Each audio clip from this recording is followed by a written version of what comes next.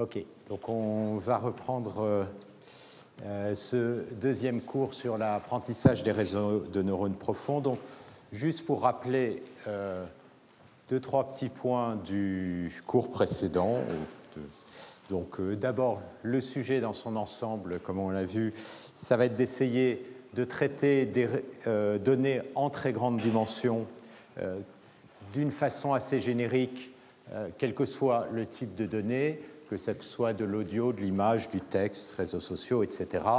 Et deux types de problèmes devant lesquels on se retrouve quand on fait des sciences des données. D'un côté, les problèmes de modélisation qui sont associés à l'apprentissage non supervisé qu'on a vu la dernière fois, et puis les problèmes de prédiction, où là, on a ce qu'on appelle de l'apprentissage supervisé, c'est-à-dire que les données sont associées à des réponses, et l'enjeu, c'est de calculer ou de prédire ces réponses, donc d'apprendre une fonction qui va être capable d'estimer ces réponses. Et pour faire ça, on a des données d'entraînement qui ont à la fois des exemples de données avec les réponses associées.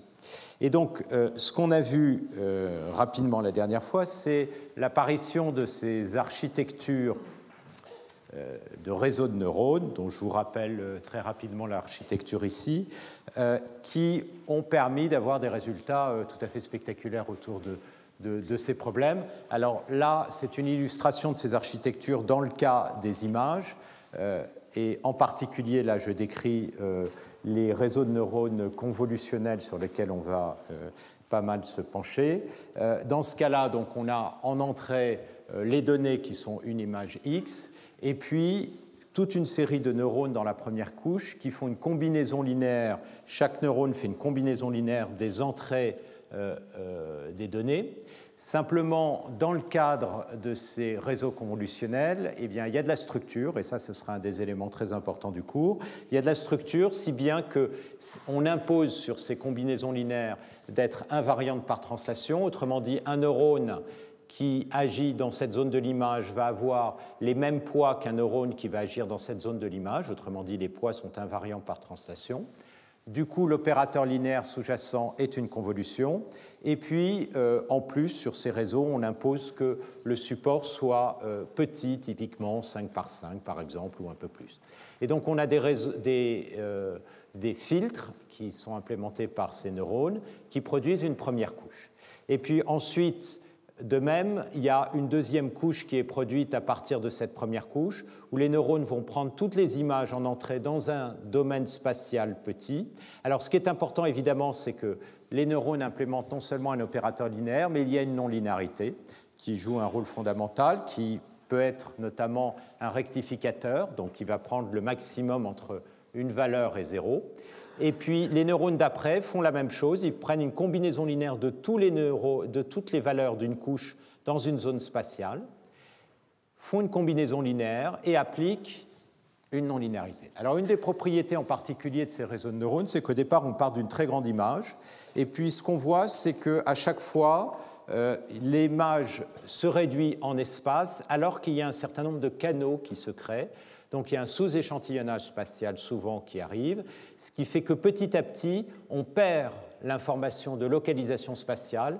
Par contre, on construit ces espèces de canaux qui, en quelque sorte, caractérisent des formes de structures apparaissant dans l'image. Et donc c'est là qu'on voit apparaître ce changement de variable phi de x, où on est parti d'une image entièrement définie de façon spatiale, où chaque valeur indique un niveau de grille, à des images qui deviennent potentiellement beaucoup plus petites, typiquement voire juste un point, où on perd toute localisation spatiale, mais on voit apparaître cet axe de canal qui correspond à ce que les gens appellent des features en anglais, des espèces de patterns. On verra que ce n'est pas forcément la meilleure façon de les caractériser, mais en tout cas, on a un changement de variable phi de x. Et l'espèce de miracle qui arrive dans ces réseaux de neurones, c'est qu'ensuite, on fait une simple combinaison linéaire, et on peut obtenir une estimation très précise de la réponse qu'on cherche à avoir. Donc, autrement dit, phi de x a linéarisé le problème, puisque la solution est ensuite calculée par combinaison linéaire des coefficients de la dernière couche.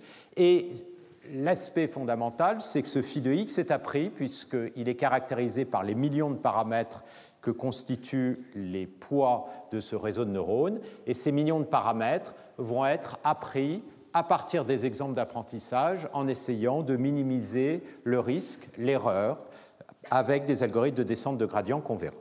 Alors, comme je disais, il y a eu des résultats qui sont tout à fait spectaculaires et les questions qui vont se poser à travers ce cours, et pas simplement cette année, mais probablement les années suivantes aussi, c'est d'essayer de comprendre le pourquoi. Comment, qu'est-ce qui se passe, comment ça se fait qu'effectivement on est capable de linéariser avec ce type de structure, en quoi est-ce que ceci est lié aux algorithmes d'apprentissage par eux-mêmes. Donc ces apprentissages de poids se font avec des algorithmes de descente de gradient qu'on verra dans les cours qui viennent. Et un des thèmes importants, ça va être l'importance de l'architecture pour pouvoir effectivement réussir à obtenir de bons résultats.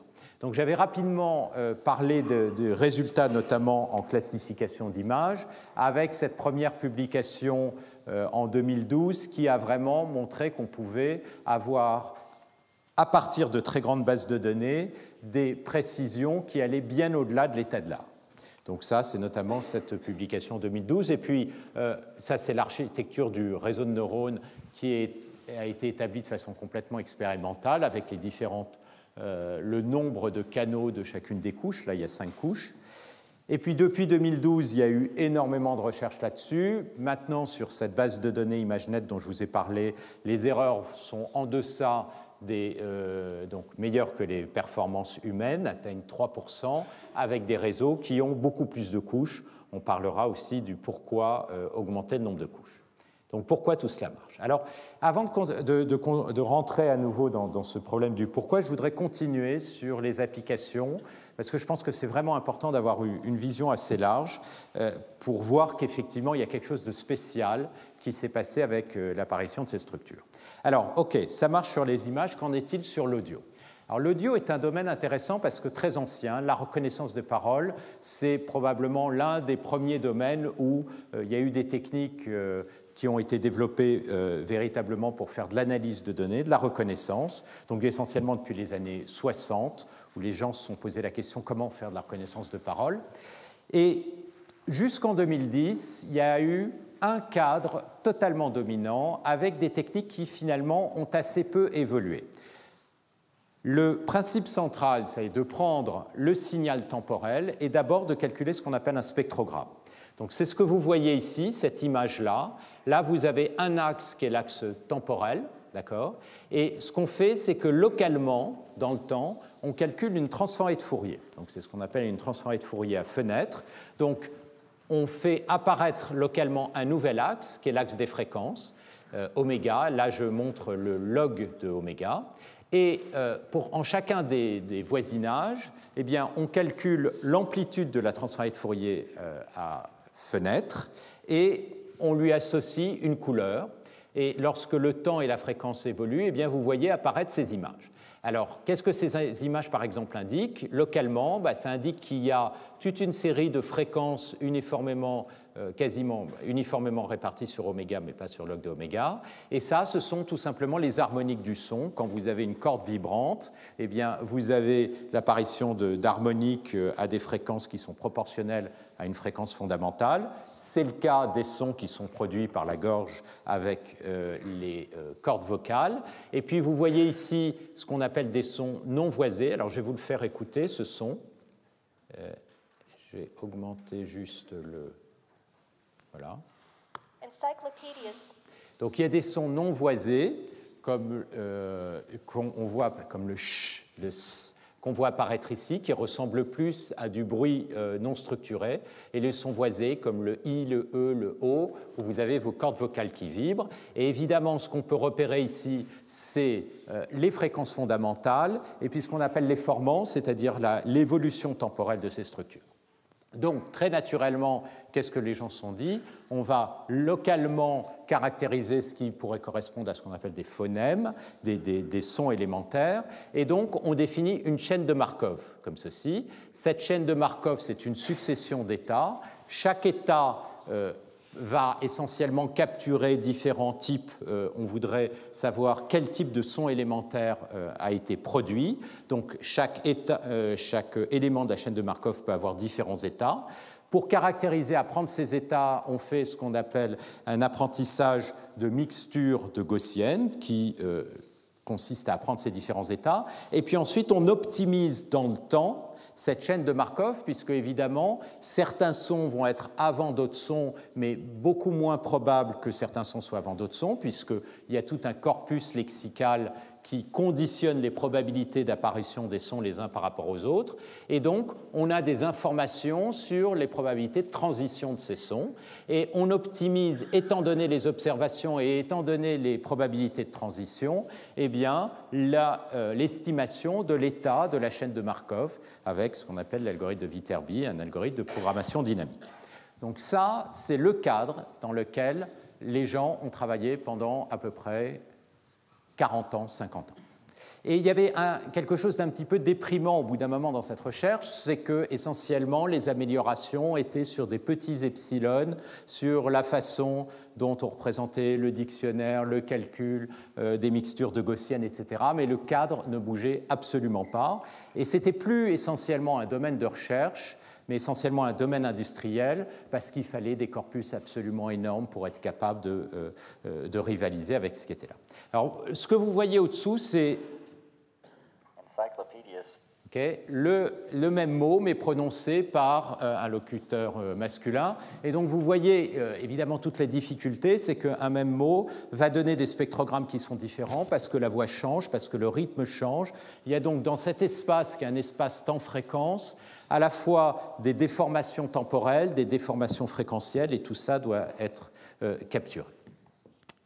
Et dans les années, alors là, peu après 2013-2014, cette structure a commencé à bouger, et les gens ont commencé à se rendre compte qu'on pouvait remplacer certaines étapes. D'abord, les premières étapes de mixture de gaussienne de chaînes de Markov par des réseaux de neurones, et puis petit à petit, toutes les étapes ont été remplacés par des réseaux de neurones profonds, à tel point que si vous prenez maintenant votre téléphone portable qui est parfaitement capable de reconnaître votre voix, de transcrire sur ce que vous lui dites, eh bien, c'est entièrement fait avec des réseaux de neurones profonds. C'est-à-dire que toute cette structure a été remplacée par des structures de réseaux de neurones profonds qui ont essentiellement la même structure que ce que j'ai décrit, c'est-à-dire des cascades de convolutions sous échantillonnage, Simplement, les convolutions, donc les filtres, ne sont plus dans l'espace, comme pour l'image, mais dans le temps. Alors, dans le cadre du temps, il y a évidemment une autre contrainte, c'est la notion de causalité. Si vous voulez faire ça en temps réel, eh bien, vous devez travailler à partir du passé et vous n'avez pas accès au futur. Donc, vous voulez éventuellement avoir des filtres qui sont causaux, qu'on peut implémenter de façon récursive, mais fondamentalement, vous avez toujours des convolutions, d'accord, et des non-linéarités qui apparaissent là-dedans. Donc, là, il y a eu une évolution absolument considérable de ce domaine tout d'un coup à cause de ces réseaux de neurones, et ces évolutions continuent. Ces évolutions continuent. Un des très beaux problèmes qui se posent, c'est les problèmes notamment de séparation de sources, très classiques. Donc, le problème de séparation de sources, c'est le suivant. Je vais vous faire entendre un son d'abord.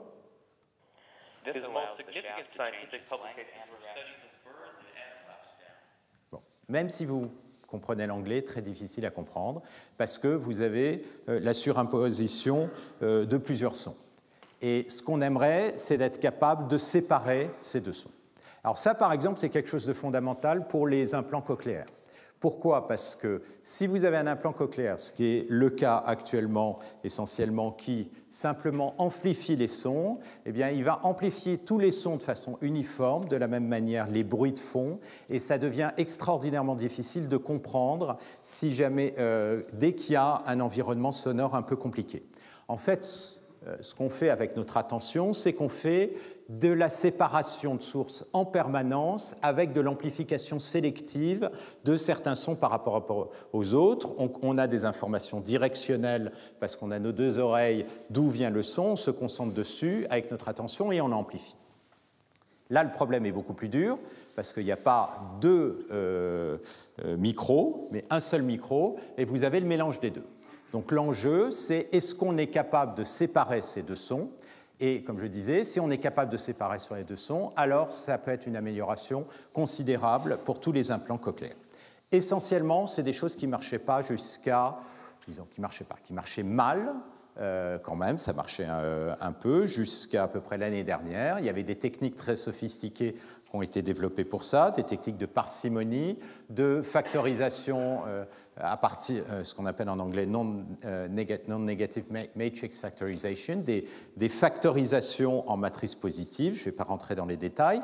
Le point, c'est que le problème tel qu'il se pose, c'est que vous avez votre son qui est une superposition qui est montrée ici en rouge et en bleu de deux formes d'ondes. Et donc, si vous voulez calculer le spectrogramme que j'ai montré, eh bien, vous allez avoir un spectrogramme qui va être un mélange de points qui proviennent du locuteur 1 et du locuteur bleu. Donc, ce qu'on aimerait, idéalement, en quelque sorte, c'est un problème de classification. Chaque point dans ce plan temps-fréquence doit être associé soit au locuteur 1, soit au locuteur 2. Donc vous pouvez voir ça comme un problème de classification, mais point par point dans cet espace, de façon à le séparer en deux locuteurs, sachant que vous ne connaissez pas à l'avance quel va être le locuteur, qu'éventuellement peut y en avoir 2, peut y en avoir 3.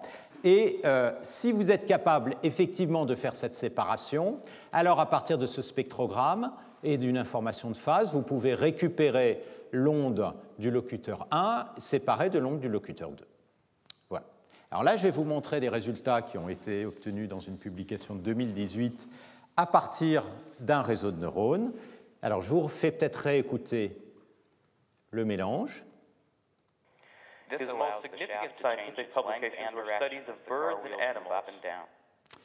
Maintenant, résultat de la séparation.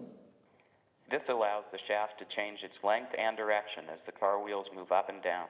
Et le deuxième. His most significant scientific publications were studies of birds and animals. Ça, c'est incroyable. Vrai, je veux dire, on ne pensait pas même qu'on pourrait arriver à une qualité de ce niveau-là, qui est une qualité qui est voire supérieure à la qualité perceptuelle. Donc c'est très, très impressionnant.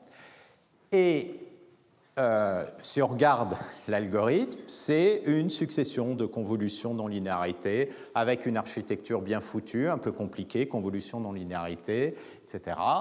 Et franchement, on ne comprend pas ce qui se passe. Et quand je dis on, y compris les auteurs que je connais bien et qui on a pas mal discuté, on comprend, c'est-à-dire algorithmiquement, très bien, puisque ce sont des gens qui sont très fins, des très bons algorithmiciens, qui connaissent très bien le son, mais qu'est-ce qui s'est passé au sens, quelles sont les structures qui ont vraiment permis de faire la séparation? Alors on a des idées, parce que c'est sur ces idées que les travaux ont été menés au cours des 20 dernières années. On sait qu'il y a des formes de modulation. Vous avez toutes les fréquences d'un locuteur qui va varier plus ou moins de la même manière, et du deuxième, donc on peut utiliser cette forme de rigidité fréquentielle pour faire la séparation.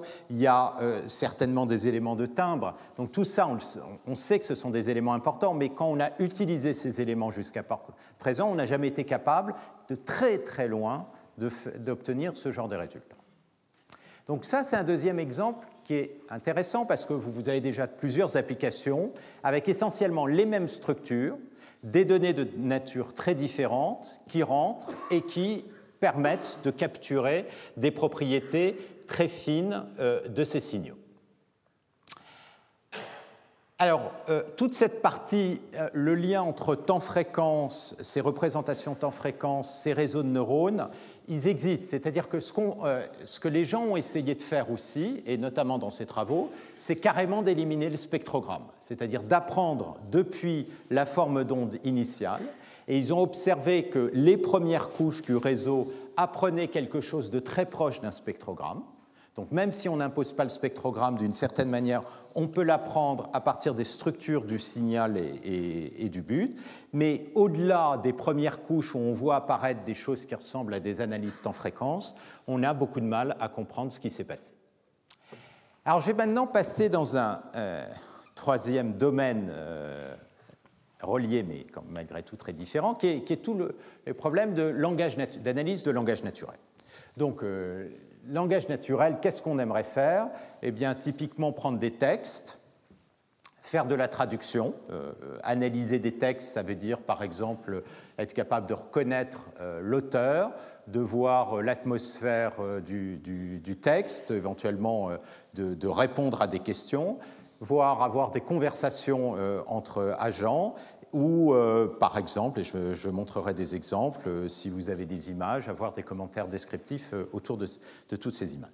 Donc, tout ça correspond à ce très grand domaine qu'on appelle la linguistique, et là, qui est évidemment encore bien plus ancien que l'analyse de son, puisque les premières grammaires, c'est avant le XVIIIe siècle. Vous avez là, par exemple, la grammaire de Port-Royal, où déjà les gens se sont posés les questions de quelles sont les structures de la langue française. Ça, c'est 1660. Donc, la linguistique a beaucoup évolué, et ce que je voudrais vous montrer, c'est un peu comme je l'ai fait dans le cas de la vision, un peu quelles ont été les grandes idées qui ont émergé de ces domaines et comment est-ce qu'on peut regarder ces idées par rapport à l'apparition de ces structures. Alors, la linguistique, vraiment en tant que domaine d'étude, ça date de Ferdinand Saussure, qui est mort en 1913, donc début du XXe siècle, avec l'apparition de la sémiotique. Et donc, une des idées évidemment fortes, c'est que dans toute cette analyse sémiotique qui a notamment donné lieu à l'apparition de tout ce qu'on appelle le structuralisme, c'est que quand vous avez un signe, on va distinguer deux éléments. Il y a l'aspect, disons, physique du signe, comme par exemple le son, l'image, et puis donc c'est ce qu'on appelle le signifiant, et puis l'aspect, disons, l'idée ou le concept qui va être amené par le signe, qu'on appelle le signifié. Et l'idée du structuralisme, ça a été d'essayer d'analyser l'organisation de ces signes comme un système et de voir les interactions et l'apparition de structures. Donc, l'apparition de structures, vous avez, dans le cas par exemple du langage, vous avez au départ les sons, et puis il y a des structures élémentaires comme le ba, ta, qu'on appelle des phonèmes, donc des éléments élémentaires de son, et puis qui vont amener à des éléments élémentaires qui vont commencer à avoir un sens, qu'on appelle des morphèmes.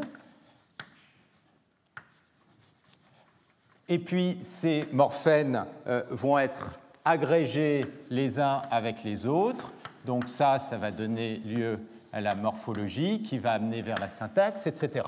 Et donc l'idée, par exemple, si vous prenez un mot comme chanteur, au pluriel par exemple, eh bien vous avez le premier morphème qui va être chant, donc qui est l'action de produire des sons. Vous avez heure.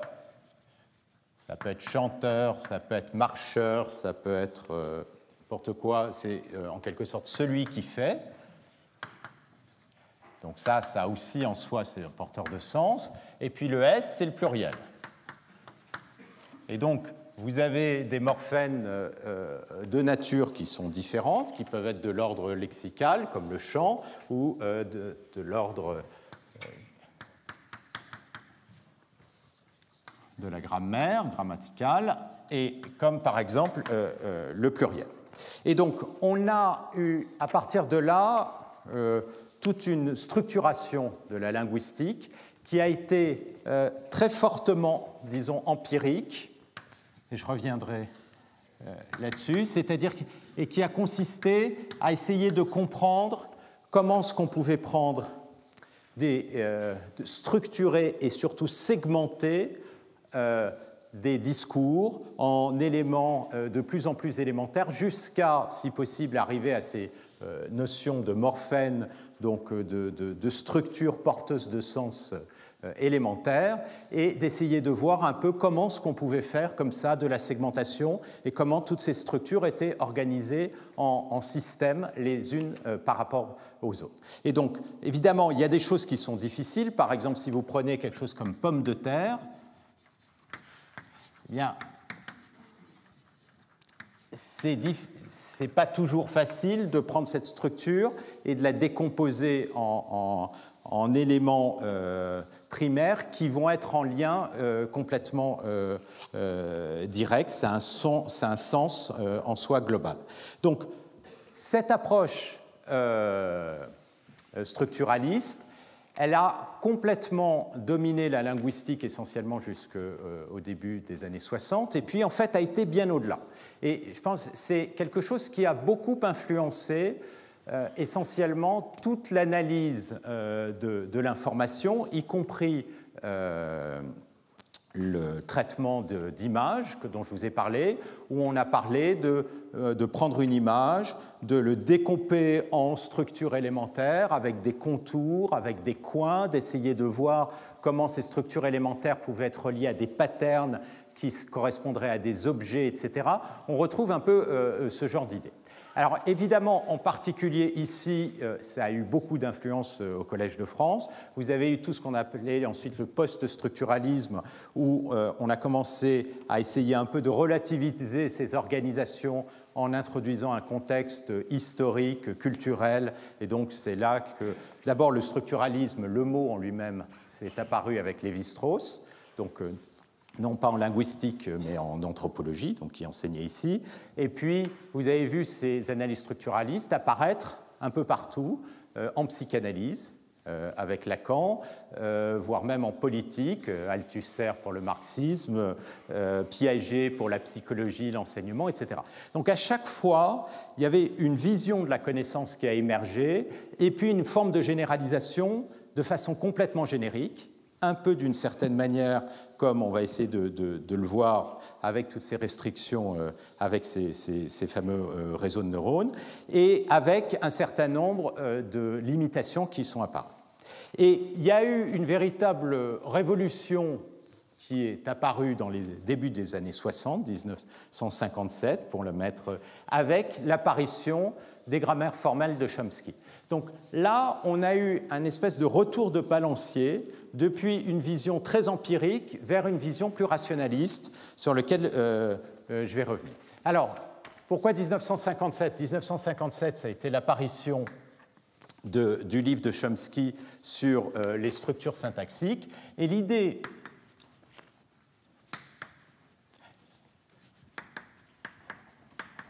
Alors, peut-être un petit commentaire. Pourquoi est-ce que je fais un espèce de détour par tout ça, alors que mon sujet est censé être les réseaux de neurones ?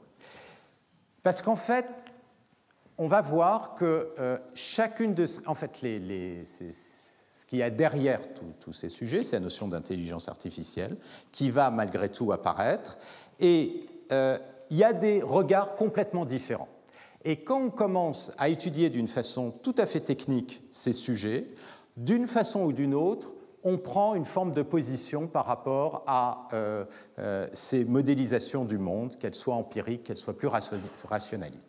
Et ces différentes perspectives, elles ont été étudiées depuis un certain nombre de siècles, et ça remonte à l'Antiquité. Je pense que c'est vraiment important d'avoir un peu de recul par rapport à ça, avant de complètement plonger dans la technique et plonger dans les maths.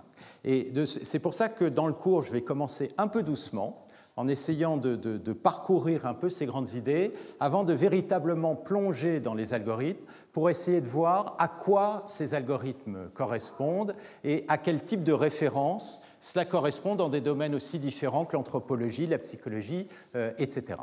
Et qu'est-ce qui est apparu donc avec ce travail de Chomsky ?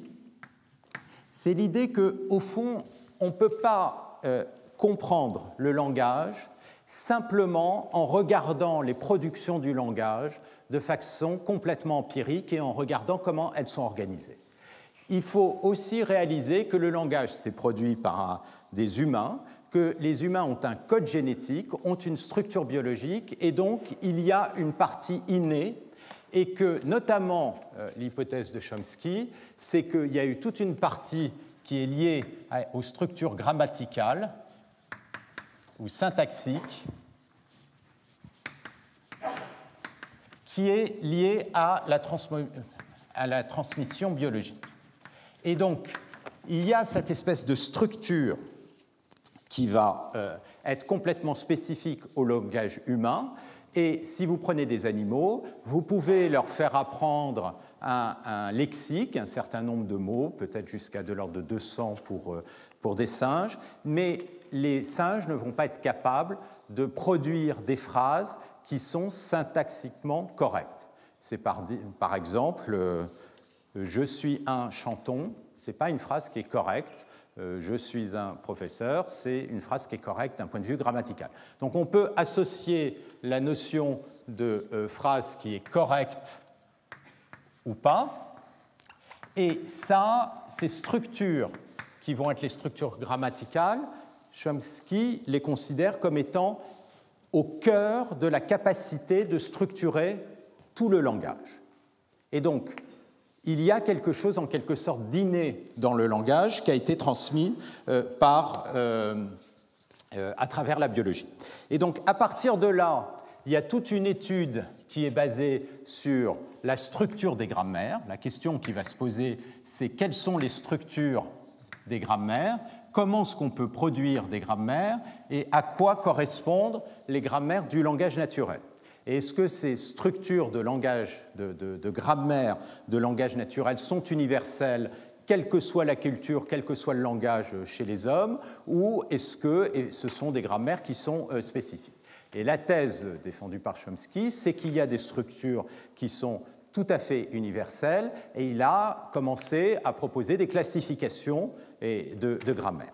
Alors ça, évidemment, ça s'est retrouvé en rencontre parfaite avec l'émergence très forte de l'informatique, des machines de Turing, les classifications de langage en informatique, et donc il y a eu une forme de résonance, et ça a été un mouvement qui a essentiellement conquis tout le monde linguistique dans les années 60, avec des réalisations qui sont assez spectaculaires, et vous avez donc 1962, petit à petit, donc ça doit dater de 65, les aspects de la théorie syntaxique, où on commence à intégrer, quand on commence, il y a, donc ça c'est aussi un livre de Chomsky, où il intègre les aspects syntaxiques et, disons, de sémantique de sens, en proposant une organisation du langage avec les structures profondes universelles et puis les structures périphériques. Donc, un des points qui est particulièrement important, notamment dans les grammaires proposées par Chomsky, c'est la notion de récursivité. C'est la capacité de faire une production potentiellement infinie de phrases à partir d'un vocabulaire limité. Et vous avez notamment les grammaires en arbre avec des propriétés de récursivité qui ont été proposées, où la phrase est divisée en groupe nominal, groupe verbal, qui peut être divisé entre le nom, donc pour le groupe verbal, le verbe, un déterminant, et puis le groupe verbal peut être resplitté de façon récursive en un groupe nominal qui peut être divisé, le groupe propositionnel, etc. Et donc vous avez la spécification de ces grammaires qui ont été faites avec essentiellement une structure qui est la structure d'arbre. Cette structure d'arbre, elle est très naturelle pour capturer des notions de hiérarchie. Et ce mot de hiérarchie, on va le voir réapparaître à nombreuses reprises, et en même temps, et là j'insisterai beaucoup là-dessus, c'est beaucoup trop rigide. C'est beaucoup trop rigide parce que quand vous prenez dans cette phrase « l'oiseau pose ses pattes sur une branche », eh bien, deux points qui sont juste à côté d'un point de vue consécutif, peuvent être très loin dans l'arbre, dans cette structure d'arbre, donc ça a beaucoup de mal à capturer les composantes horizontales des interactions. Ceci étant, ça a été une des bases théoriques et qui a notamment donné lieu à beaucoup d'études autour du traitement de langage naturel, donc qui est la base de ce domaine d'un point de vue informatique, pour essayer de faire de la traduction ou pour répondre à des questions, avoir des interactions entre des agents. Donc vous avez eu dans les années 70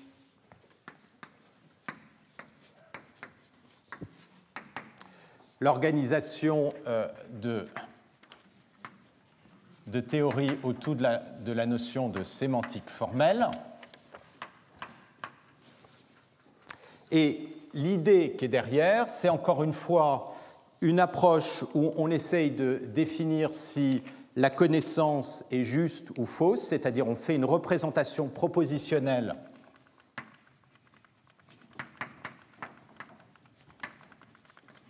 de la connaissance. Donc au cœur de tout ça, il y a l'idée que la connaissance peut être capturée par un ensemble de symboles qui vont faire des propositions qui vont pouvoir être définies comme étant vraies ou fausses. Et donc, il y a évidemment derrière tout ça la notion de logique qui va être au cœur de la capacité de faire de l'inférence. Et puis, d'un point de vue informatique, ça a été l'apparition de tous les systèmes experts, et notamment avec le langage Prolog, qui permet de beaucoup plus facilement définir un ensemble de propositions, d'avoir des inférences logiques autour de ces propositions, etc. Donc, j'ai eu mon premier cours en intelligence artificielle quand j'ai commencé à faire mon doctorat, c'était en longtemps, 1985, et l'intelligence artificielle, c'était ça. Non seulement c'était ça, mais quand vous êtes dedans, c'est très difficile d'imaginer que ça puisse être autre chose.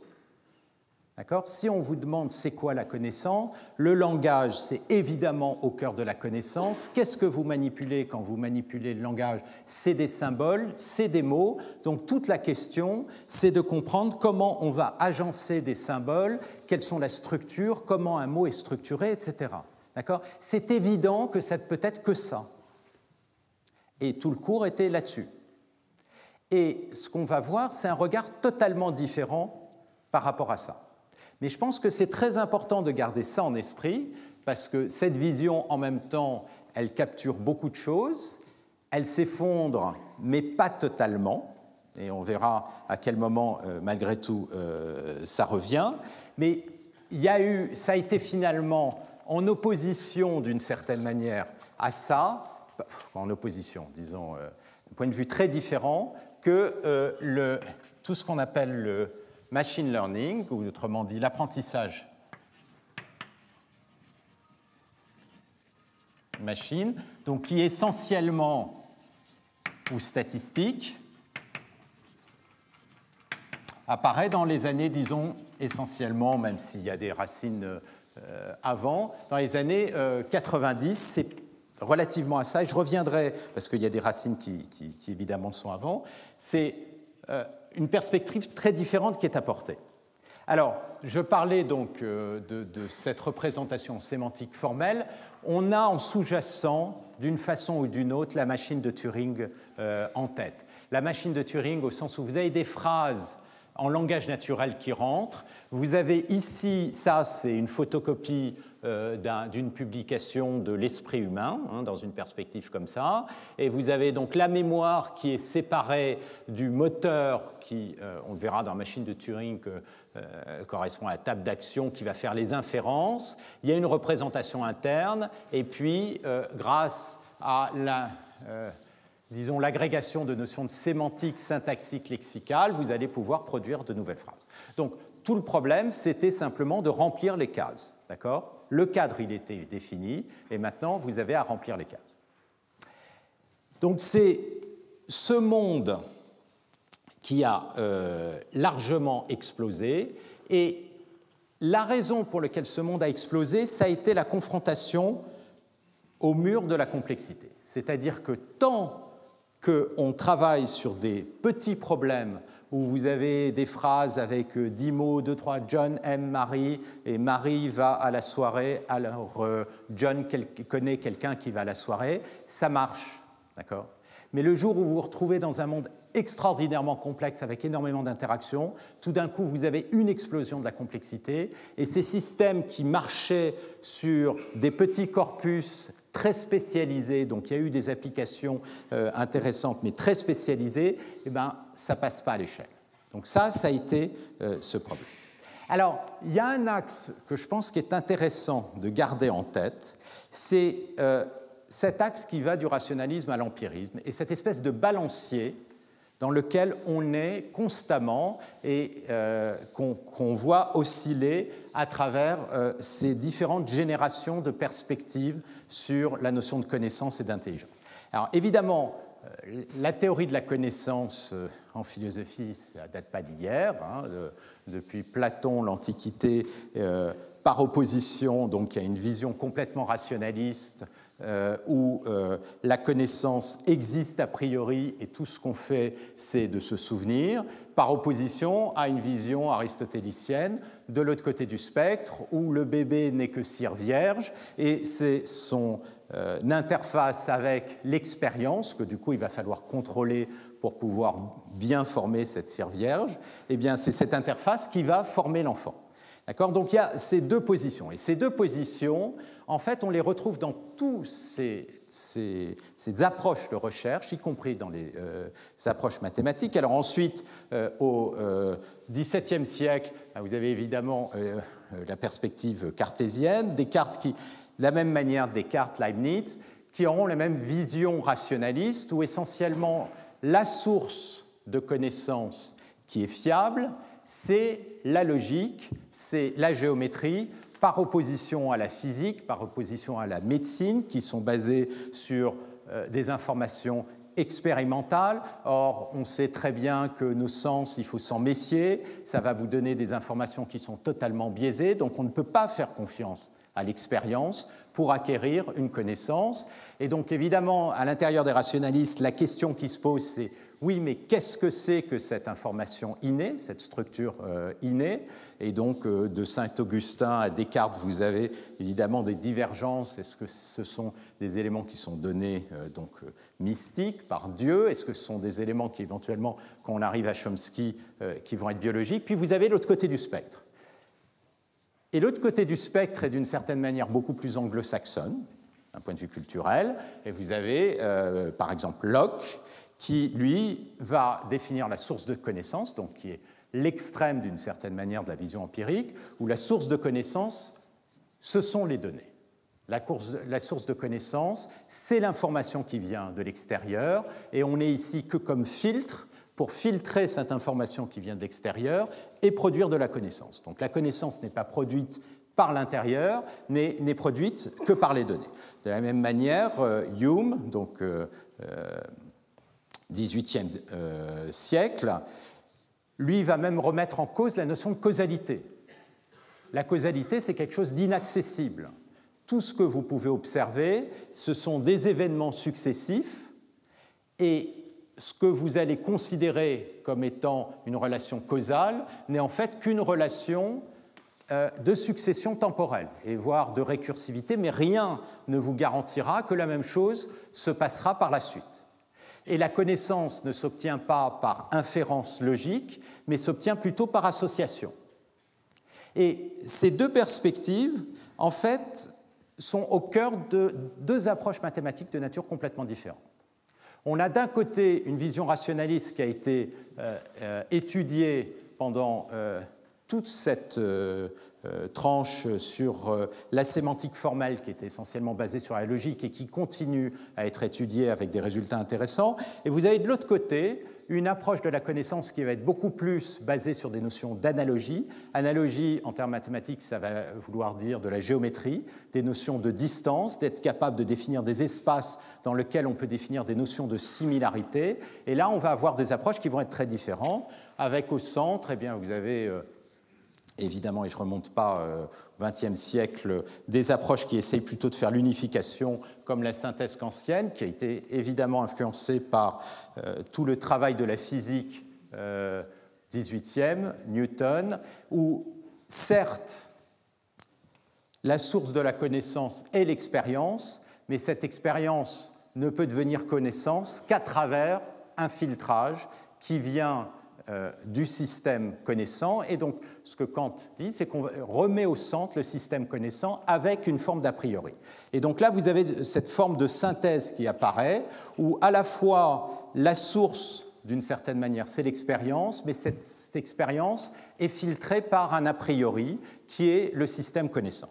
Et c'est là-dedans qu'on va constamment osciller lorsqu'on va étudier tous ces algorithmes. Et je pense que c'est important de garder cette perspective parce que, d'une certaine manière, qu'on le veuille ou non, parfois par des biais purement culturels, quand on est en France, demain il va faire beau ou il va neiger. Aux États-Unis, demain il y a 30% de chance pour qu'il fasse beau ou pour qu'il neige. Donc il y a une approche qui est beaucoup plus probabiliste, statistique, empirique. On a tendance très souvent, dans une culture française, à avoir plutôt un point de vue qui est rationaliste.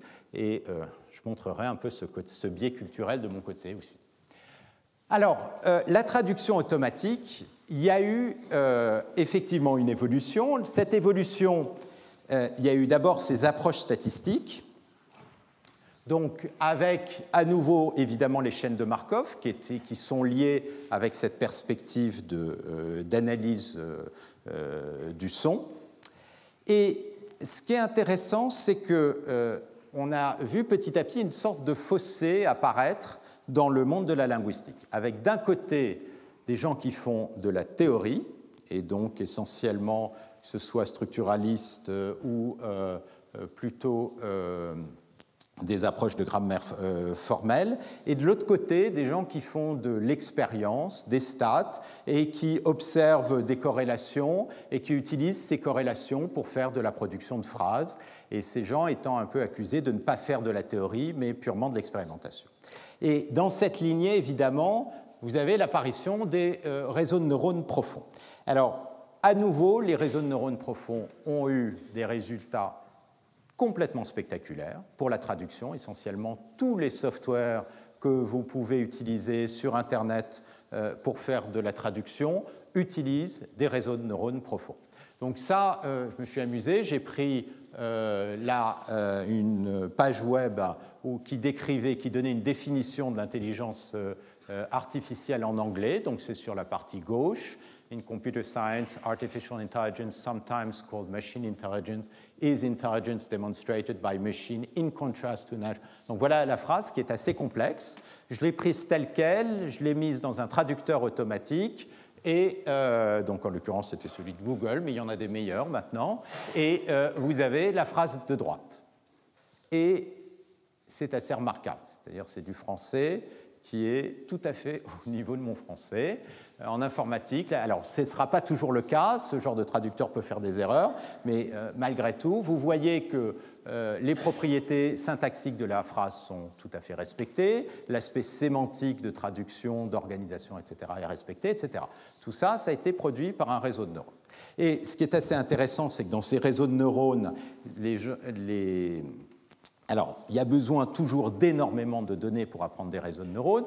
Donc, il y a eu des efforts qui ont été aussi faits pour des langues plus rares. Et qu'est-ce que les gens ont fait? Ils ont utilisé les couches internes d'un réseau de neurones appris avec du français et de l'anglais pour l'appliquer en réentraînant juste les dernières couches à d'autres types de langages. Donc, c'est comme si les couches internes étaient génériques, indépendante du langage, un peu comme ce que rêvait d'établir Chomsky, c'est-à-dire des propriétés totalement universelles du langage, en passant d'un langage à l'autre.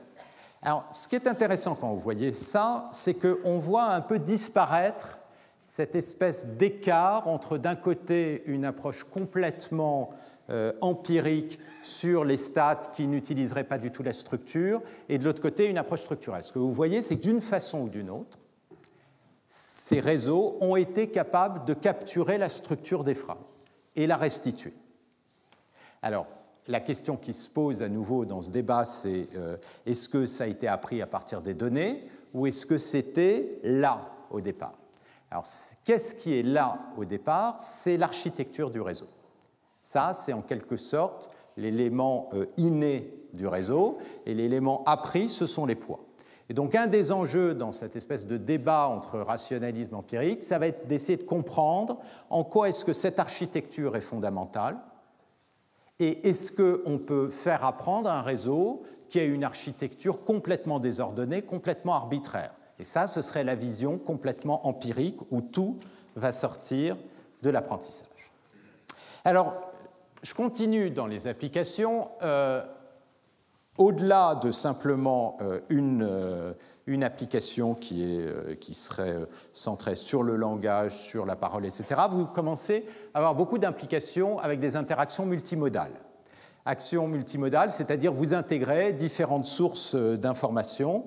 Donc ça, Network, c'est une vidéo que vous pouvez récupérer sur YouTube, où ce que vous voyez, c'est une vidéo, et puis vous avez le commentaire qui a été établi par un réseau de neurones qui a récupéré la vidéo et qui vous raconte l'histoire.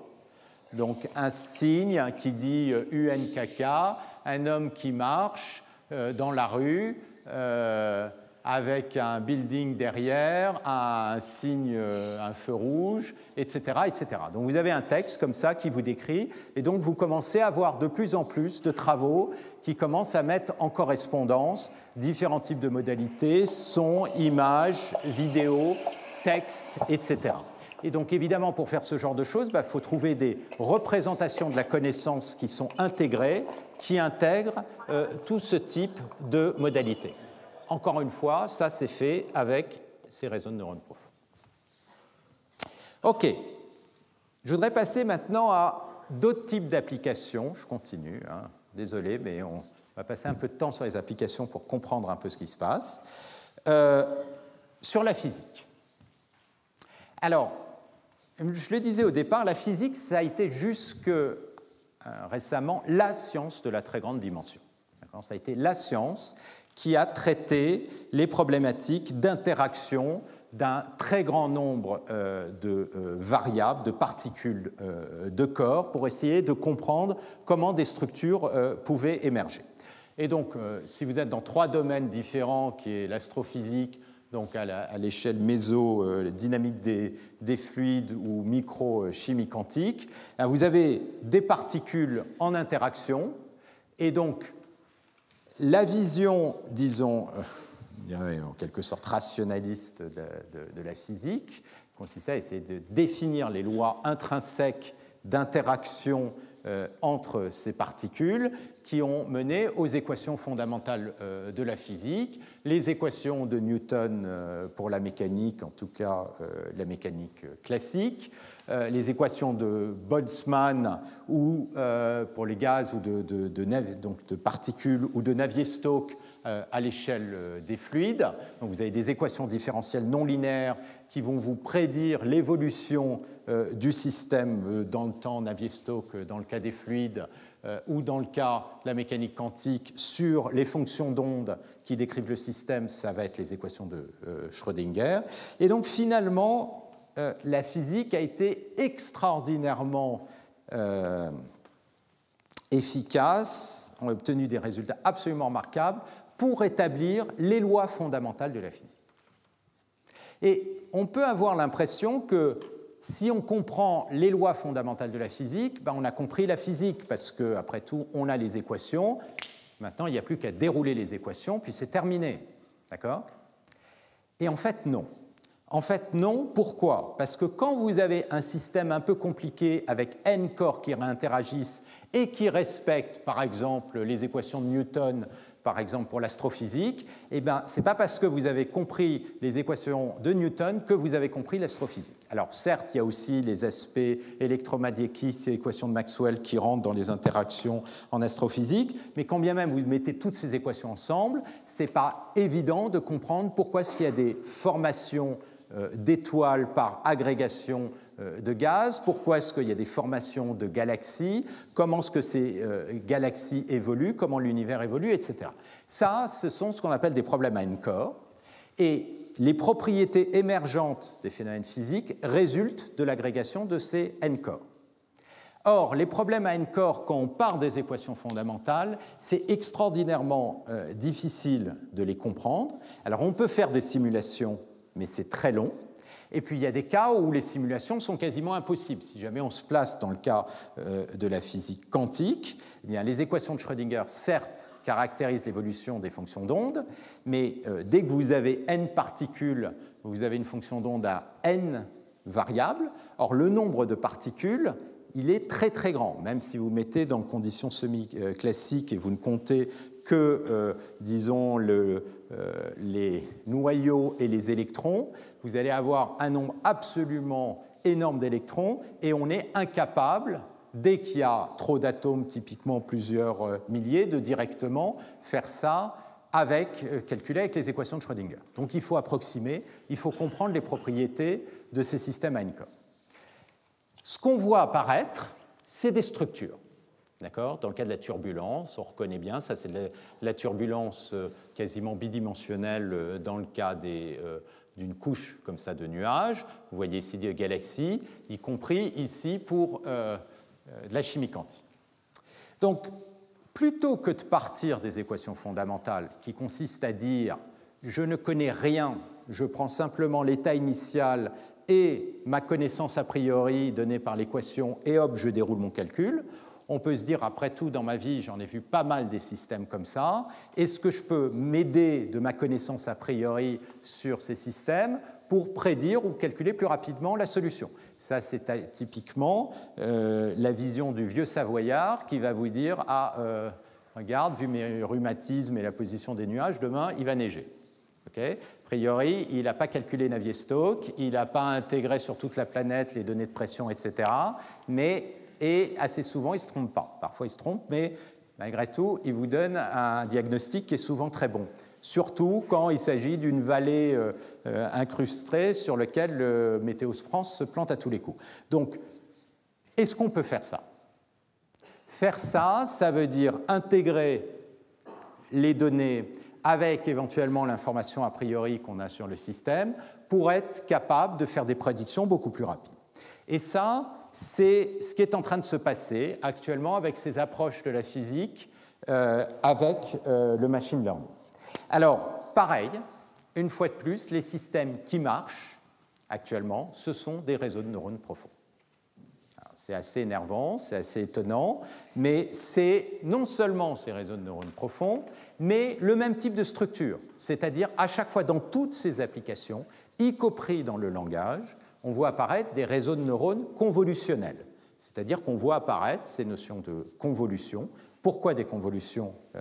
On va évidemment revenir là-dessus. Et puis, ce qui est très étonnant, c'est qu'effectivement, ces réseaux semblent être capables de capturer des interactions aussi compliquées que ce dont on a besoin en physique quantique, où on a par exemple besoin d'assurer que les fermions ont des fonctions d'onde qui ont des propriétés antisymétriques. Et bien, ce genre de choses semble être capturé, en tout cas ce qui est important pour obtenir la solution par ces réseaux.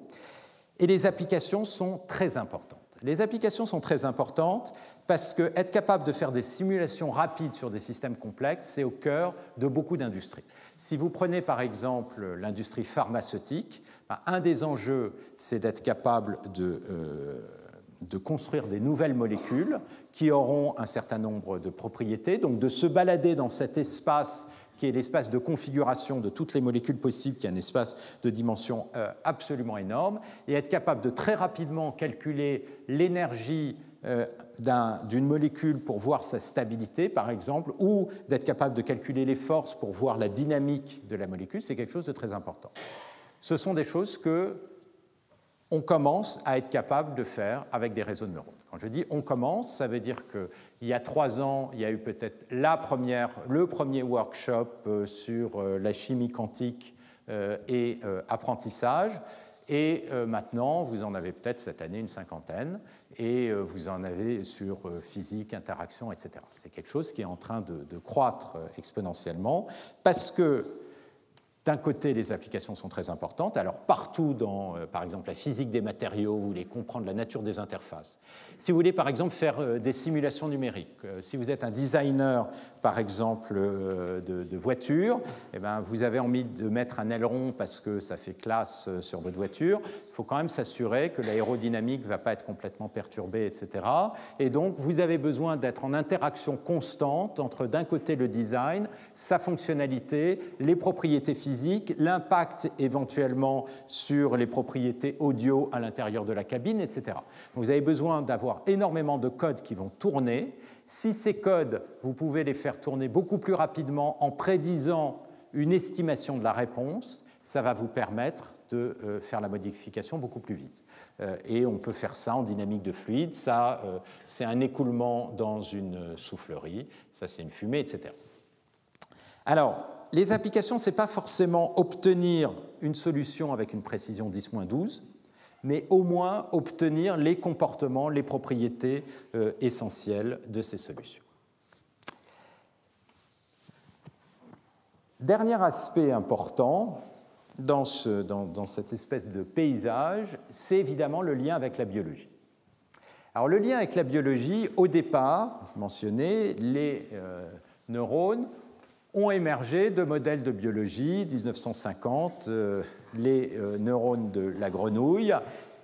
Évidemment, si vous regardez un neurone, c'est une structure beaucoup plus compliquée qu'un neurone formel. Et puis, à l'intérieur du cerveau, vous n'avez pas simplement les neurones, c'est une toute petite partie des cellules. Vous avez beaucoup d'autres cellules autour, par exemple les cellules gliales qui vont définir un environnement, qui vont influencer tout le traitement des neurones.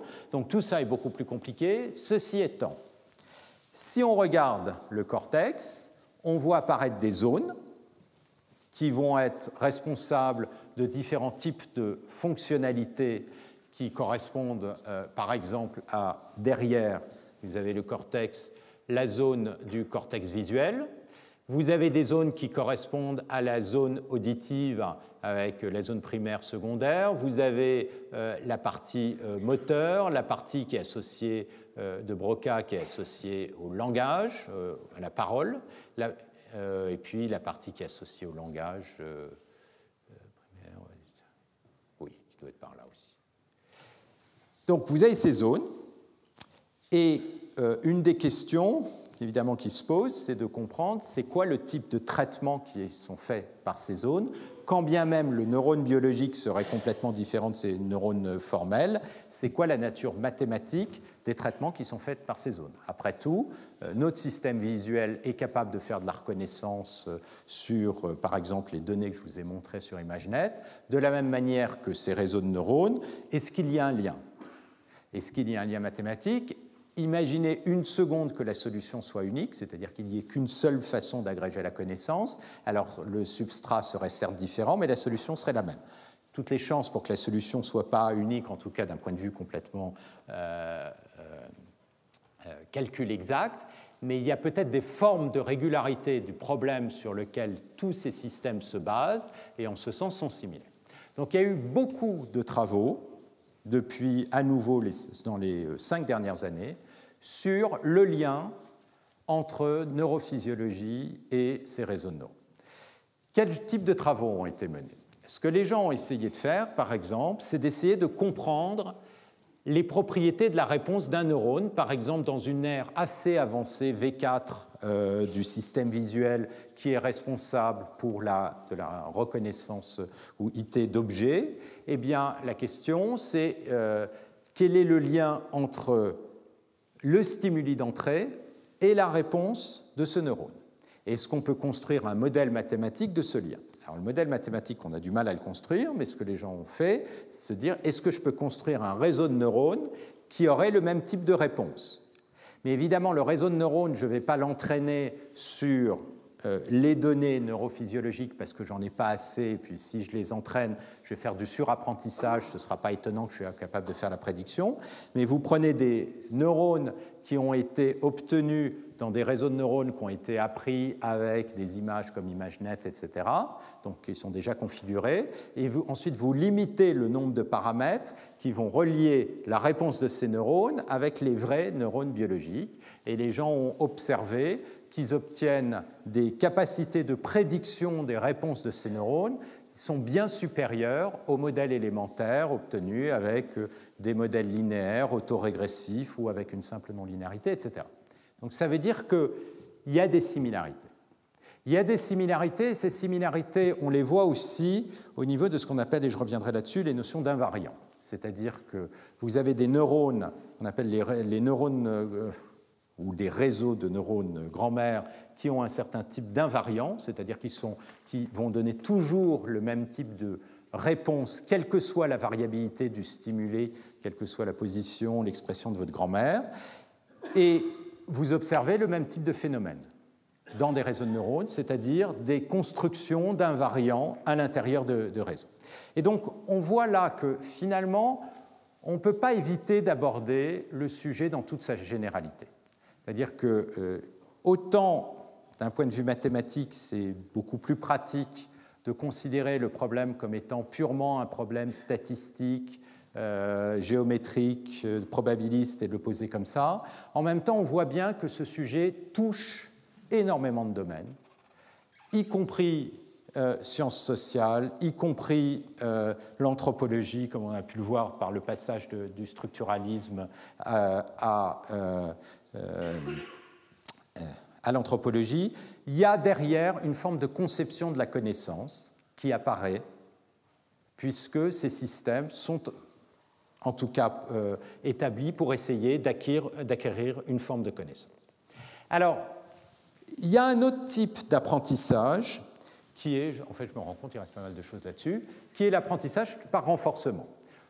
J'ai parlé de deux types d'apprentissage, supervisé, non supervisé. L'apprentissage par renforcement est un type d'apprentissage un peu différent, dans la mesure où c'est une forme d'apprentissage par essai-erreur. Au lieu de donner des exemples avec des réponses, vous avez un système qui apprend, qui doit être vu comme un système dynamique, qui va agir sur le monde, et il va y avoir en retour une boucle de rétroaction qui va dire succès ou échec, donc qui est une forme de renforcement de l'action. Et tout le problème, c'est d'adapter l'apprentissage de manière à optimiser le renforcement, c'est-à-dire avoir un renforcement de plus en plus positif au fur et à mesure. Et ça, c'est l'idée de base pour faire de l'apprentissage, notamment pour les jeux. Et pour la robotique aussi, je vais vous montrer une vidéo. Alors, dans le cas des jeux, vous avez tous entendu parler d'AlphaGo. AlphaGo, c'est donc ce programme qui a battu, il y a 2 ans, je crois, le champion du monde de Go. Derrière AlphaGo, il faut distinguer 2 choses. Il y a d'un côté le ou les réseaux de neurones, qui sont des réseaux de neurones profonds convolutionnels. À nouveau, pourquoi convolutionnels? Parce que si vous regardez un tableau en Go, eh bien, il y a une forme d'invariance par translation. Ce qui peut se passer là, peut se passer là, peut se passer là, modulo le fait qu'il y a des bords.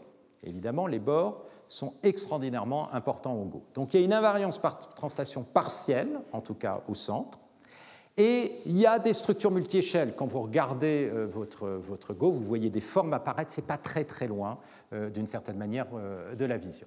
Et donc c'est effectivement des réseaux de neurones convolutionnels qui ont été utilisés. De la même manière, ces programmes ont été réadaptés pour jouer aux échecs.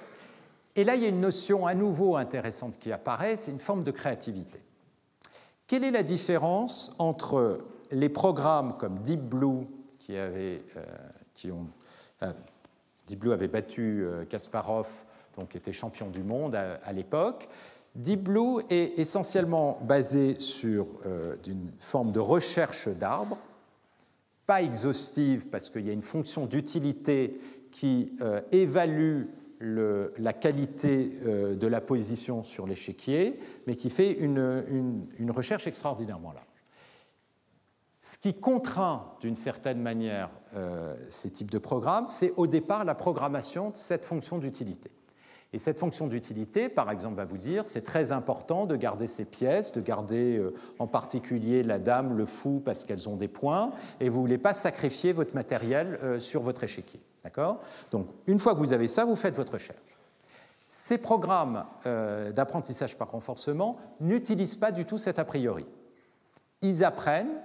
Alors, ça peut être la vision, mais qui est fausse, complètement empirique, à partir de rien. Si, ils apprennent à partir de quelque chose, à partir de leur architecture. Ceci étant, à partir de leur architecture, il n'y a rien de plus. Du coup, on ne leur a pas dit à l'avance, attention, le fou, il ne faut pas le sacrifier, encore moins la dame, parce que dans le futur, ça risque de vous pénaliser énormément. Et du coup, ce qu'on a vu apparaître, c'est des stratégies totalement différentes au jeu d'échecs. C'est-à-dire qu'il y a une forme de mini-révolution dans le monde des jeux d'échecs, c'est qu'on commence à se rendre compte qu'il y a des stratégies de sacrifice qui, alors ça c'est pas nouveau, simplement qui sont portés beaucoup plus loin, et qui permettent de jouer totalement différemment aux échecs. Donc ça, c'est une forme de créativité. C'est-à-dire qu'on entend souvent cet argument « Ah oui, mais ces machines ne sont pas créatives ». Reste à définir cette notion de créativité. Dans le cas des échecs, les échecs sont en train d'être véritablement transformés par ces nouvelles stratégies qui n'utilisent pas cet a priori où il est quasiment tabou de sacrifier le matériel sur votre plateau d'échecs. Ou en tout cas, il faut faire très attention. Alors, apprentissage par renforcement, les applications, ce n'est pas simplement pour les échecs, c'est aussi, par exemple, pour la robotique. Donc là, vous avez un petit robot qui essaye de faire ce que votre enfant de 2 ans essaye de faire. On les torture avec ce genre de truc. Je l'ai fait aussi. Donc, il n'y arrive pas. Et au bout d'un moment, il commence à y arriver. C'est-à-dire qu'à chaque fois, il y a la boucle de feedback. On dit réussir, rater, réussir, rater. Et il finit par être capable d'avoir des comportements, des tâches qui sont extraordinairement sophistiquées. Il faut bien voir que là, on n'a pas appris au robot à tourner avec un angle, etc., de 90 degrés. Et ça, ce sont des tâches difficiles parce qu'il faut adapter, etc. Je ne sais pas si vous avez... Ceux qui ont un enfant, vous pouvez voir que c'est difficile. Ça met un certain temps avant d'être capable de faire ça. Jouer au Lego, il y arrive. Alors ça, j'adore ça. Mais il arrive à faire des choses encore plus compliquées. Donc voilà, ça, c'est une application qui se retrouve beaucoup dans le domaine de la robotique, système dynamique, apprentissage par renforcement. Travail de Berkeley. Alors, dernier point presque dernier point que je ne vais pas vraiment aborder cette année, mais que j'aborderai probablement l'année prochaine, c'est tout ce qui est, mais c'est important aussi de le garder en tête pour avoir une vision un peu globale, c'est tout ce qu'on appelle l'apprentissage non supervisé. Alors l'apprentissage supervisé, non supervisé, il s'agit, comme je disais, d'établir des modèles des données. Donc, en quelque sorte, vous avez des données, vous avez envie de spécifier les propriétés, par exemple, de données d'écoulement turbulent et définir les distributions de probabilité de ces données. Alors, il y a là encore des résultats assez spectaculaires obtenus avec ces réseaux de neurones profonds. Donc, vous avez ici des données.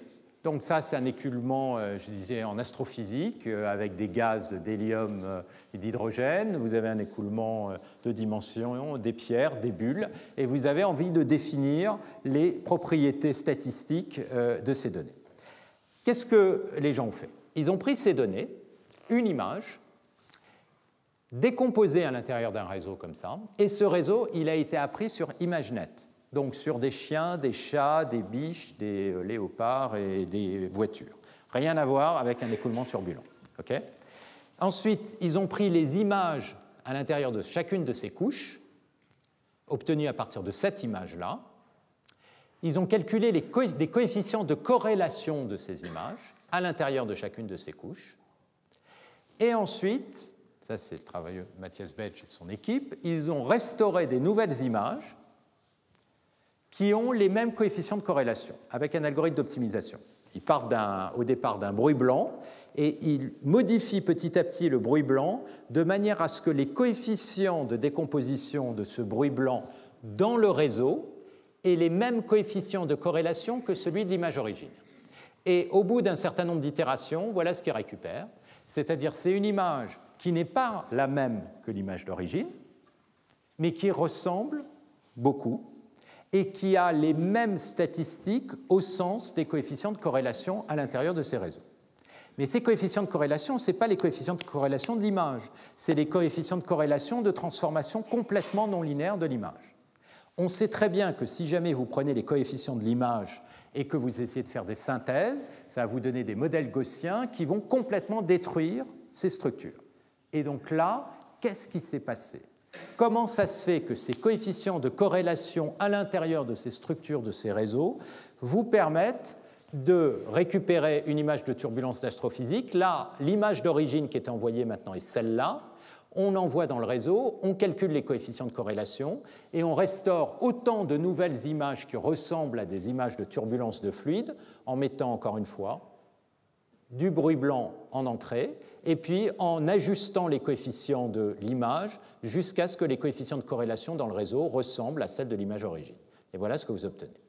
Donc encore une fois, le réseau, il a été appris avec des images totalement différentes, mais l'idée en sous-jacente, c'est que quelque part, ces images totalement différentes, que ce soit des bateaux, des chiens, des chats et ce que vous voulez, elles doivent avoir des structures importantes qui ont été utilisées pour la reconnaissance, qui au fond sont liées avec les statistiques aussi de ces images. Et donc si on utilise ces statistiques, eh bien, on arrive à faire de la synthèse. D'accord ? Pourquoi ? Quelle est la nature mathématique de ces corrélations? Donc ça, ce sont des questions complètement fondamentales en probabilité et en statistique, parce que ça veut dire que vous pouvez définir des nouveaux processus aléatoires qui ont des propriétés très sophistiquées et qui permettent de refléter des phénomènes physiques, comme par exemple de la turbulence. Autre type d'approche. Alors, les images que j'ai montrées ici, elles sont d'une certaine manière pas trop compliquées, elles sont très compliquées, mais elles ont une propriété qui est très pratique, c'est qu'elles sont stationnaires. C'est-à-dire ce qui se passe là est statistiquement équivalent à ce qui se passe là et là. Leur densité de probabilité est invariante par translation. Question, est-ce qu'on peut faire la même chose sur des images qui ne sont pas du tout stationnaires? Par exemple, je prends votre visage, est-ce que je peux faire de la synthèse de visage, si j'en ai suffisamment? Donc la réponse, on pourrait croire, pareil, je veux dire, il y a 5 ans, on aurait dit on peut faire de la synthèse de visage. Non, c'est-à-dire c'est pas raisonnable, on n'est même pas capable d'approximer de la turbulence. Ça fait 50 ans qu'on est incapable d'approximer de la turbulence, on n'y arrivera jamais. Ben, si, avec une structure qui est aussi très intéressante, donc c'est apparu pour la première fois, c'est ce qu'on appelle des GAN et des auto-encodeurs génératifs, je vais vous décrire ça rapidement. Donc, la première publication a été faite par Goodfellow dans le groupe de Benjo. Et donc, l'idée est la suivante. On va faire un réseau de neurones, mais en quelque sorte, on va l'inverser. C'est-à-dire, au lieu de partir de l'image pour arriver à la dernière couche qui est plus petite, on va partir de la dernière couche et on va reconstruire l'image. Donc, la dernière couche, ce qu'on va mettre dedans, c'est quelque chose de totalement aléatoire. Et en l'occurrence, c'est ce qu'on appelle un bruit blanc gaussien, d'accord, qui a une covariance qui est l'identité, toutes les variables sont indépendantes. Et puis ensuite, on va, petit à petit, construire les images. Vous avez dit un réseau de neurones, ça consiste à faire des filtres, créer des canaux et réduire petit à petit la taille de l'image. Ben là, on va faire l'inverse. Ça, en quelque sorte, c'est un canal, et on va petit à petit créer la dimension spatiale avec des canaux. Et petit à petit, la dimension spatiale va augmenter. Donc, au lieu de faire du filtrage sous échantillonnage, on insère des zéros entre les coefficients et on filtre. Et on met cette fameuse non-linéarité qui, en l'occurrence, est à nouveau un relu. Et qu'est-ce qu'on apprend? Eh bien, on apprend les filtres. Autrement dit, ces opérateurs linéaires qui passent de là à là, puis il y a la non-linéarité, l'opérateur linéaire qui est une convolution, mais aussi à travers les canaux, qui est un opérateur linéaire à travers les canaux, etc. Alors, comment ces systèmes marchent? Évidemment, si vous mettez un bruit blanc et que vous reconstruisez quelque chose avec des opérateurs comme ça arbitraires, vous n'allez rien avoir. L'idée, c'est que vous introduisez un deuxième réseau. Le deuxième réseau, c'est un classificateur. On appelle ça un discriminateur. Donc vous avez deux réseaux. Le réseau qui génère l'image et les réseaux qui va avoir comme tâche de discriminer. Et ces deux réseaux vont agir en adversaire. C'est-à-dire que vous allez avoir d'un côté une base de données d'images de visage, d'accord, et le réseau génératif va générer des nouveaux visages, en tout cas ce qu'il pense être des visages, et le réseau discriminant, il a comme tâche d'essayer de voir si telle image provient de la base d'origine de données des vrais visages, ou est-ce que telle image provient d'une image qui a été générée par le réseau. Donc, le réseau génératif, donc vous avez ces deux réseaux, et vous avez une fonction de coût que vous allez optimiser globalement. C'est-à-dire que tous les paramètres du réseau génératif et discriminant, c'est-à-dire tous ces filtres, c'est-à-dire des millions de paramètres, vont être optimisés simultanément, avec une fonction de coût qui essentiellement dit le réseau discriminant. Ce que j'essaye de faire, c'est qu'il se trompe le moins possible. Mais le réseau génératif, ce qu'il essaye de faire, c'est de tromper le réseau discriminant. Et ça, on l'exprime par cette fonction de coût qu'on verra plutôt l'année prochaine avec toutes les maths sous-jacentes. Et là, à nouveau, la surprise, c'est que ça a fonctionné. Ça a fonctionné et je vais vous montrer des images. Alors, voilà, on va commencer par là. Donc là, vous avez une image de bruit blanc. Ça, c'est le vecteur d'entrée. Typiquement, j'ai de l'ordre de 100 paramètres. C'est une toute petite imagette de 100 paramètres. C'est un petit vecteur de 100 paramètres. Je le montre sous forme d'image, mais il n'y a aucune raison. C'est un petit vecteur de 100 paramètres. Et là, l'image reconstruite peut être de l'ordre de plusieurs centaines de milliers, voire, je vous montrerai, millions de paramètres. D'accord ? Ça va être l'image reconstruite. Vous avez donc ces deux réseaux qui ont été entraînés. On lui donne un bruit aléatoire blanc. Après l'entraînement, là, le réseau a été entraîné sur des chambres à coucher. Il reconstruit une chambre à coucher. Un deuxième bruit, il construit une chambre à coucher.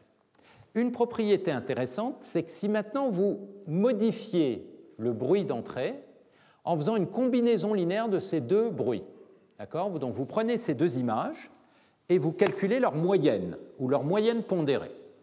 Et à partir de l'image de bruit obtenue comme étant une moyenne pondérée, donc là au milieu c'est exactement Z1 plus Z2 sur 2, vous mettez ça en entrée et vous reconstruisez. Et qu'est-ce que vous obtenez ? Une nouvelle image. Ça veut dire quoi ?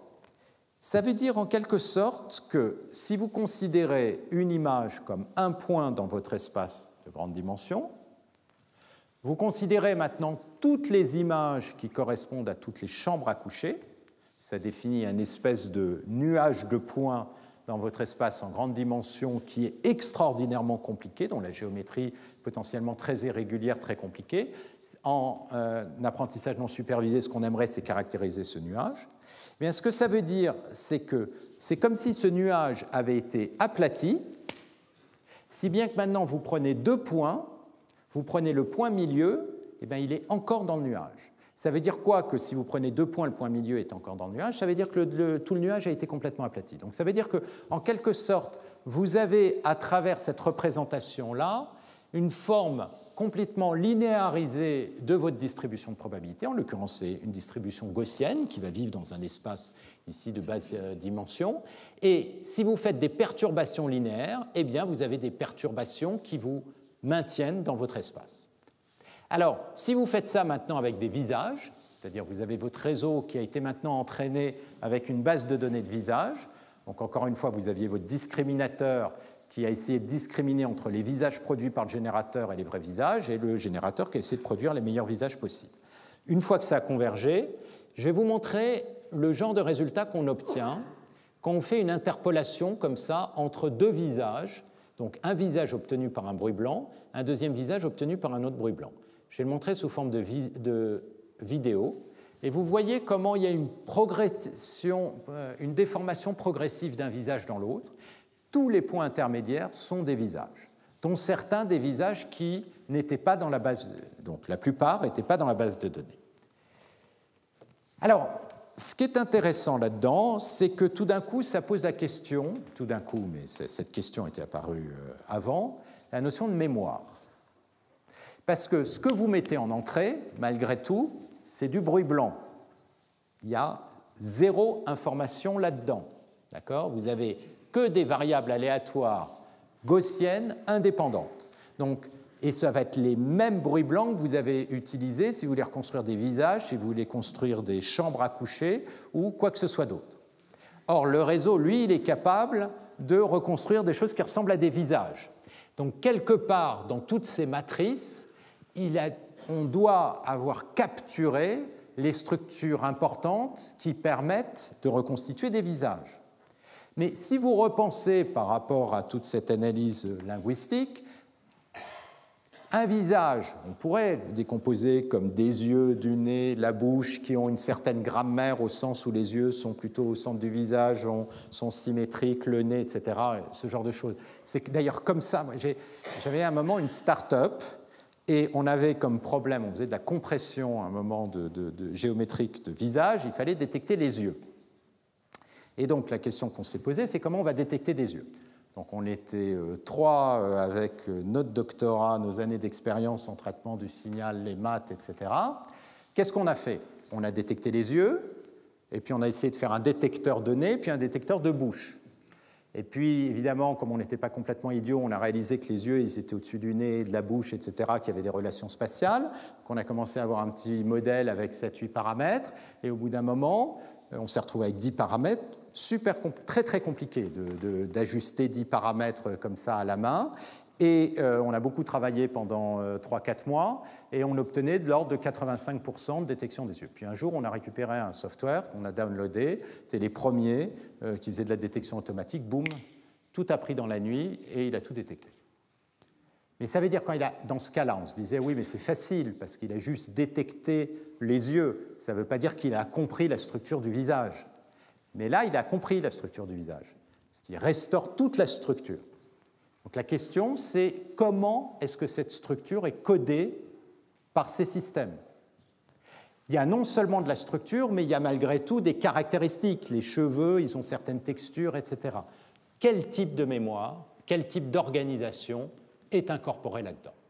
On sait les programmer, mais on ne sait pas pourquoi ça marche, au sens, on ne sait pas comment cette structure est organisée. Est-ce qu'il va falloir un énorme réseau ou un petit réseau en fonction de la base de données? Il y a une notion de complexité. Si vous avez une forme de stockage là-dedans, ça va dépendre de cette complexité, etc. Voilà, ça, c'est des images entièrement synthétiques. Ça, c'est de la modification de style. Donc ça, c'est à nouveau en lien avec la créativité. C'est des questions qui se sont posées sur pour les arts, puisque vous savez sans doute qu'il y a un tableau qui a été vendu pour 500 000 euros, l'ordre de 500 000 euros chez Christie's il y a à peu près quelques mois, il y a 3-4 mois.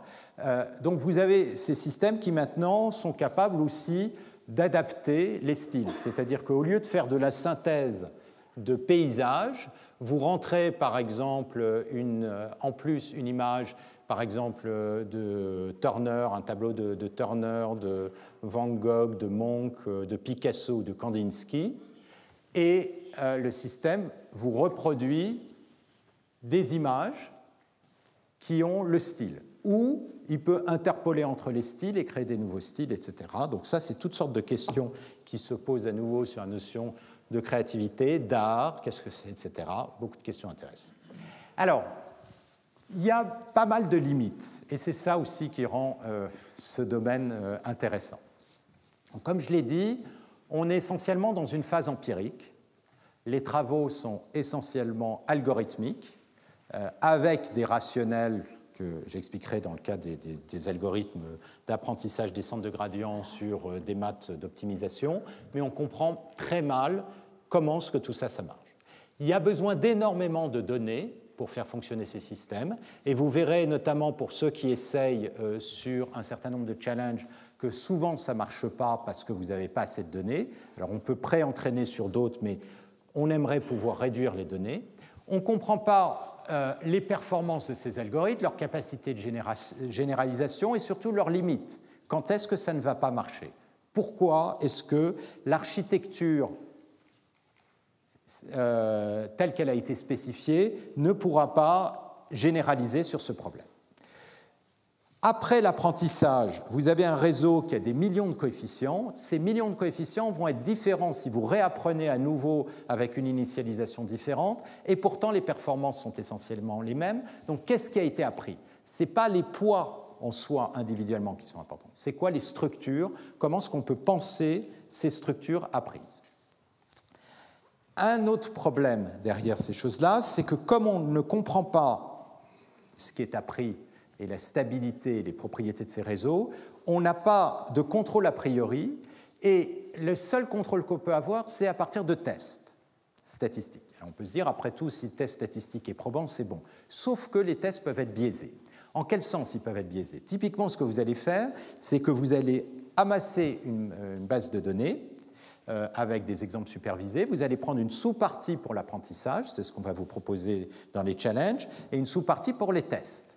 Seulement, si la base de données n'inclut pas certains éléments du monde réel par toutes sortes de biais que vous n'avez pas contrôlés, et bien, au moment des tests, ça ne va pas non plus être testé, et au moment où vous arrivez dans le monde réel, vous pouvez avoir des erreurs énormes, et c'est là que l'information a priori est importante. Enfin, ces architectures sont optimisées de façon complètement empirique, donc c'est un processus à la fois très long et coûteux.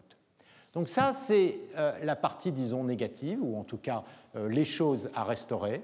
Mais je pense qu'il faut garder en tête qu'il y a un certain nombre de choses quand même très impressionnantes. Et la première, pour moi, c'est l'aspect totalement générique que j'ai essayé de vous décrire au cours de ces 2 premiers cours. On est bien en train de parler de systèmes qui sont capables d'apprendre dans des environnements extraordinairement différents. Et donc, on a très envie de se poser quand même la question, quelle forme de connaissance est apprise et en quoi est-ce que ceci potentiellement se relie à la notion de connaissance pour l'humain et donc ces notions d'intelligence artificielle. Les perspectives scientifiques sont absolument considérables, complètement indépendamment de l'aspect intelligence artificielle. Pourquoi ? Parce que si on commence à être capable d'apprendre, par exemple, des textures de turbulence, d'être capable de prédire l'évolution de systèmes dynamiques à n-corps, comme des gens sont en train de le faire, ça veut dire qu'on commence à être capable de faire de la physique statistique beaucoup, beaucoup plus fine que la physique statistique qui était essentiellement fonctionnée sur des structures désorganisées, comme les gaz ou des cristaux ou des choses comme ça. Donc, il y a un enjeu de comprendre la physique au niveau méso, c'est-à-dire au niveau d'interaction à n-corps, ou de construire des modèles de biologie dans le cadre de la neurophysiologie, qui fait qu'il y a aussi, au-delà des applications industrielles, des enjeux scientifiques qui sont absolument passionnants. Et mathématiques, parce que, comme vous le verrez, il y a énormément... Les questions sont la plupart du temps tout à fait ouvertes. Donc, pour ceux que la recherche intéresse, c'est un très beau domaine. Ça va très vite. Ça va très vite, comme je vous l'ai indiqué, essentiellement tous les ans, tous les 2 ans en ce moment, il y a des choses nouvelles qui sortent. Ça va très vite, il y a beaucoup de gens qui travaillent dessus, très peu sur les maths. Très peu sur l'interface, il y en a, mais pas beaucoup. Et une des raisons, c'est que les mathématiques sont difficiles derrière.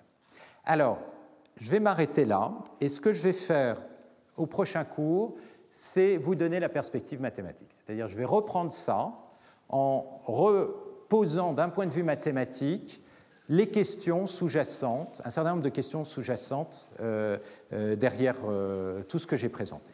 Et je me permettrai, pour la dernière fois, de revenir un peu sur l'histoire et de revenir sur d'où est-ce que tout ça sort, ces réseaux de neurones, et notamment la notion de cybernétique. Ce sont des très très belles idées qui viennent de Wiener. Et ensuite, on finira par rentrer dans les algorithmes de descente de gradient stochastique, etc. Mais je pense que c'est vraiment important d'avoir cette perspective au départ un peu large pour comprendre que ces idées, elles ne datent pas de 2010. Et d'une certaine manière, elles rediscutent des idées qui ont été discutées depuis très très longtemps en sciences et en sciences humaines. Voilà, on va s'arrêter là et on va avoir les exposés des challenges. Ah, excusez-moi, une remarque. Pour les élèves du master MVA, je vais vous demander de signer des feuilles de présence à chaque fois, puisque pour passer l'oral, il faudra avoir été présent au cours. Et voilà, ça ne concerne que les élèves de ce master MVA. Et donc, voilà les feuilles que je mets là, que vous pouvez signer pendant l'intercours, par ordre alphabétique. Elles sont organisées.